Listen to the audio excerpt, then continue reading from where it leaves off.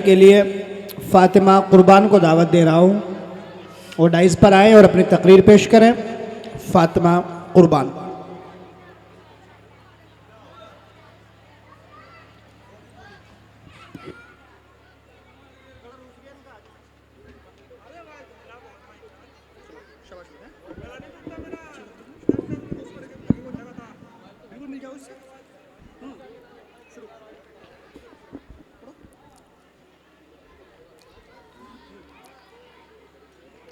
अस्सलामु अलैकुम। अल्हम्दुलिल्लाह रब्बिल आलमीन वस्सलातु वस्सलाम अला सय्यिदिल अंबिया वल मुरसलीन व अला आलिहि व अस्हाबिहि अजमईन, अम्मा बाद। फ़अऊज़ु बिल्लाहि मिनश शैतानिर रजीम, बिस्मिल्लाहिर रहमानिर रहीम। व अंतुमुल अअलौना इन कुंतुम मुमिनीन। वो मुअज़्ज़ज़ से ज़माने में मुसलमान होकर और हम ख्वार हुए तारिके कुरआन होकर। मुअज़्ज़ज़ सामईन किराम, आज मेरी गुफ्तगू का मौजू मुसलमानों की तबाही और उसका इलाज है। आइए इस मौजू के तहत हम अपने शानदार माज़ी पर एक नज़र डालकर मुस्तक़बिल की तामीर और तरक्की के सामान तलाश करें। कुरान करीम में रब्बे दुल जलाल का इरशाद है, वअंतुमुल अअलौना इन कुंतुम मुमिनीन। तुम ही सरबुलंद रहोगे अगर तुम मोमिन हो। ये इरशाद बारी हमारी पूरी तारीख़ का इख्तिसार है और इसी में हमारी तरक्की के राज मुज़मर है।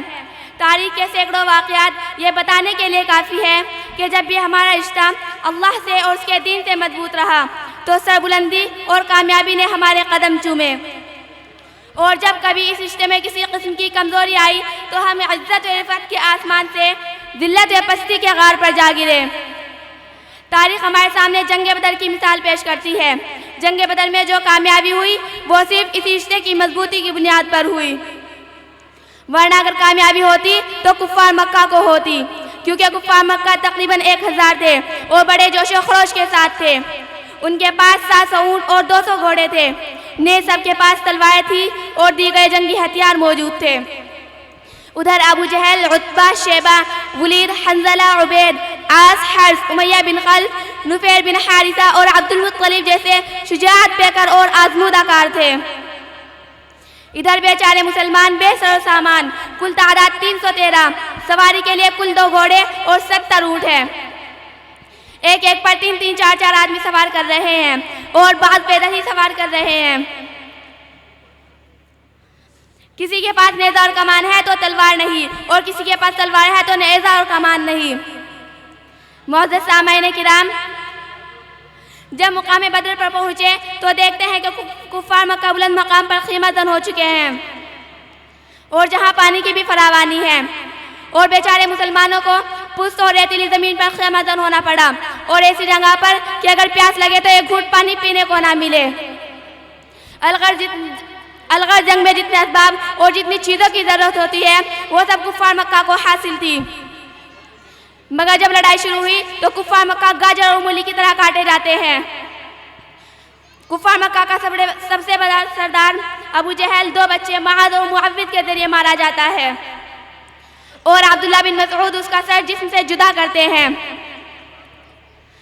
चले थे जो तुम 313 में ए मुसलमानों, चले थे जो तुम 313 में ए मुसलमानों, अब उन्हीं माजी की राहों पर पलटने का वक्त आया। मुसलमानों, आप जानते हैं कि ये अब्दुल्ला बिन मसऊद कौन है? ये वही है जिनको मक्का के शहर में इसे अबू जहल ने मारते मारते बेहोश किया था, और आज मैदान जंग के अंदर वही अब्दुल्ला बिन मसऊद अबू जहल का सर कलम करते हैं। उमैया बिन खल्फ अबू जहल के बाद कुफ़ार मक्का का सबसे बड़ा सरदार समझा जाता था। अपने साथियों को इस तरह तहकीक देकर घबरा गया और मैदान जंग छोड़कर मक्का की तरफ भाग पड़ा। हज़रत बिलाल हबशी उसके पीछे भागे और करीब पहुंच गए। उमैया बिन खल्फ घबराकर घोड़े से नीचे गिर जाता है और पेट के बल लेट जाता है, शोर मचाता है, माफ़ी मांगता है और अमन चाहता है, मगर हज़रत बिलाल हबशी उसके पेट पर नीचे की तरफ से तलवार चला देते हैं और उसको जहन्नुम रसीद कर देते हैं। हजरत, आप जानते हैं कि हजरत बिलाल हबशी कौन है?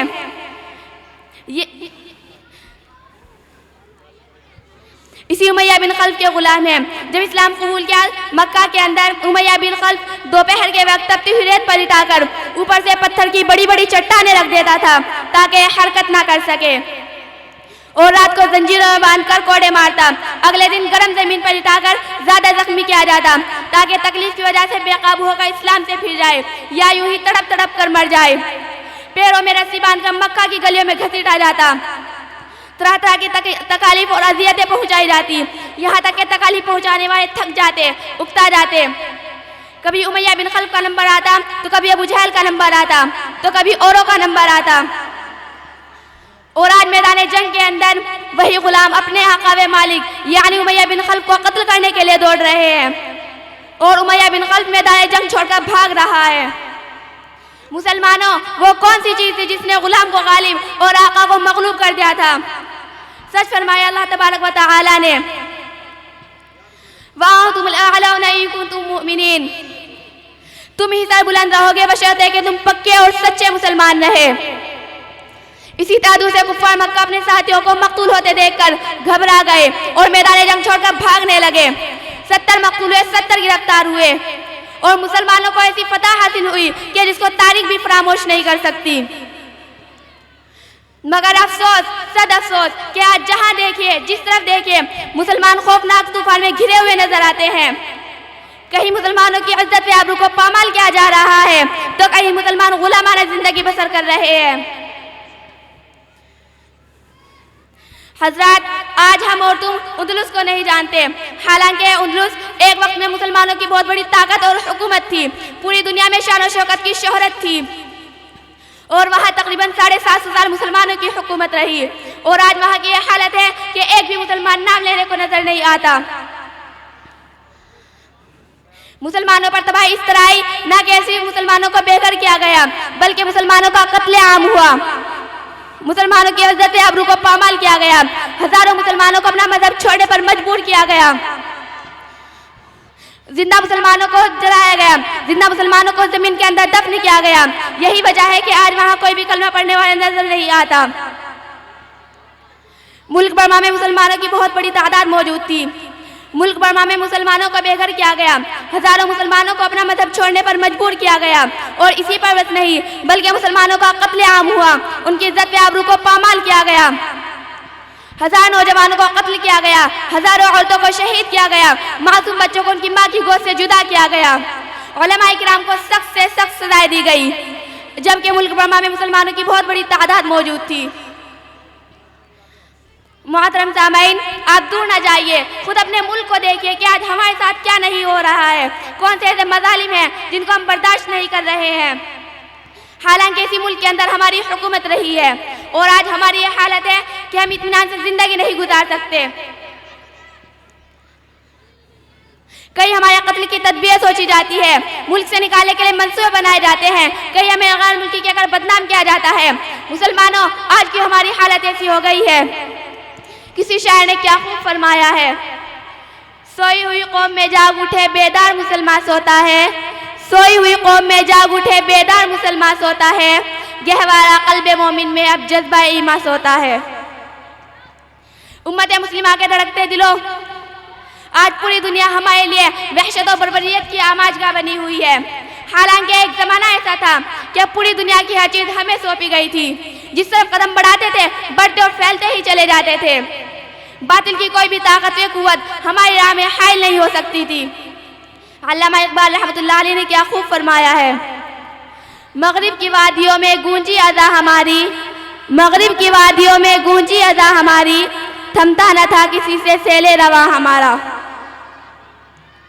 इस्लाम के पासदानों, इस्लाम ने हमें बहुत बड़ा मुकाम अता फरमाया है, मगर अफसोस कि हमने इसकी कदर ना की और अपने असल मुकाम से हट गए।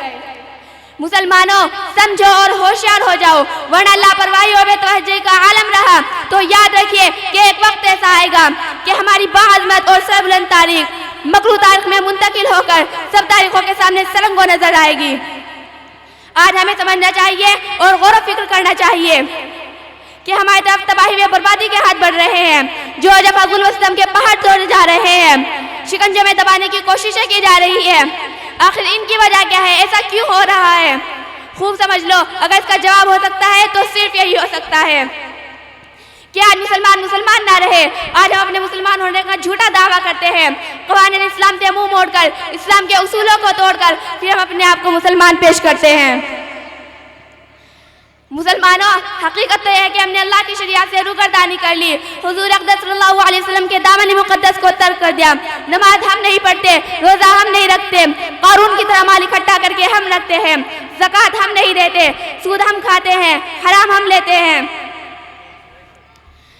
जुएबाजी और कमारबाजी हमारा शेवा है, शराब नोशी हम करते हैं, नाचना और गाना बजाना हमारा मशगला है। इत्तेहाद व इत्तफाक में हम नहीं, अखुवत व खुददारी से हम दूर हैं।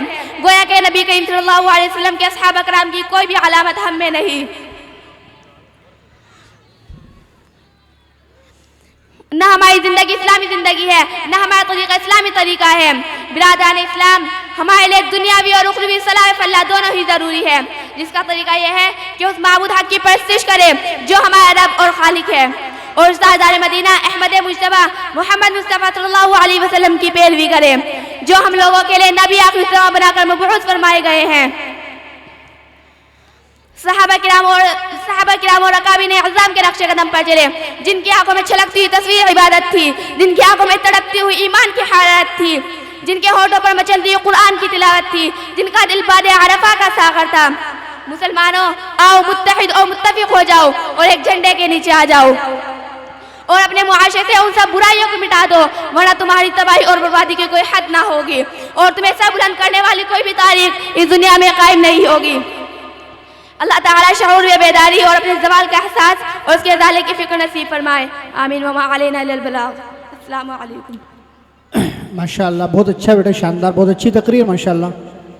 अब मैं इनके बाद विज़रा